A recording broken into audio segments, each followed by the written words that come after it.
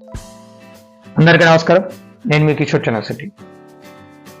దర్శి నియోజకవర్గంలో అటు వైఎస్ఆర్ కాంగ్రెస్ పార్టీ, ఇటు తెలుగుదేశం పార్టీ రెండు పార్టీల కార్యకర్తలు, నాయకులు ఆసక్తిగా ఎదురు చూస్తున్న అంశం ఈ నియోజకవర్గంలో ఉన్న కాపు సామాజిక వర్గ ఓటర్లు ఏ పార్టీ వైపు మొగ్గు చూపుతారు, అలాగే జనసేన పార్టీ ఓట్లు పూర్తిగా తెలుగుదేశం పార్టీకి ట్రాన్స్ఫర్ అవుతాయా లేక వైఎస్ఆర్ కాంగ్రెస్ పార్టీకి పడతాయా అనేది.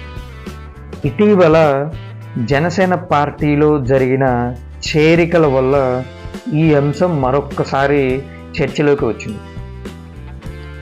2 రోజుల క్రితం తాళ్ళూరు మండలంలో ఉండే స్థానిక గుంటిగంగమ్మ దేవాలయంలోని కాపు సత్రంలో ఏర్పాటు చేసిన ఒక కార్యక్రమంలో జనసేన పార్టీలోకి భారీగా చేరికలు రావడం జరిగింది.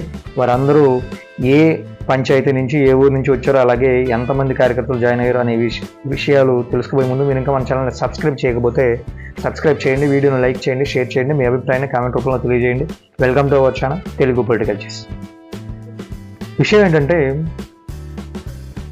దర్శి నియోజకవర్గంలో వైఎస్ఆర్ కాంగ్రెస్ పార్టీకి 3 నుంచి 5,000 మెజారిటీ వచ్చే మండలం తాళ్ళూరు మండలం. అలాంటి తాళ్ళూరు మండలంలో తెలుగుదేశం పార్టీ పుంజుకోవడానికి ప్రయత్నిస్తూ ఉంది. అలాగే వైఎస్ఆర్ కాంగ్రెస్ పార్టీకి ఆల్రెడీ ఉన్న మెజారిటీని తగ్గించడానికి ప్రయత్నం చేస్తూ ఉంది.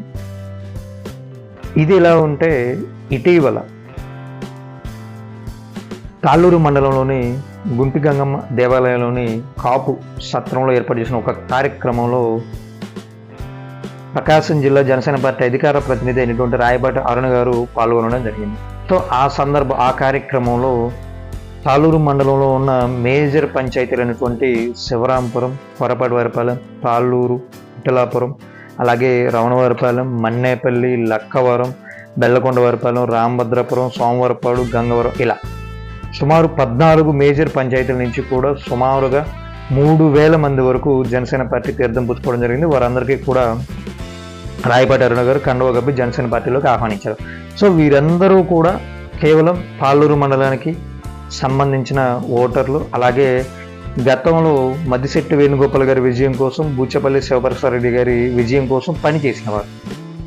వీరందరూ మూకుమ్మడిగా వైఎస్ఆర్ కాంగ్రెస్ పార్టీకి రాజీనామా చేసి జనసేన పార్టీలోకి రావడం అనేది ఇక్కడ వైఎస్ఆర్ కాంగ్రెస్ పార్టీకి అతి పెద్ద షాక్ అనుకోవచ్చు.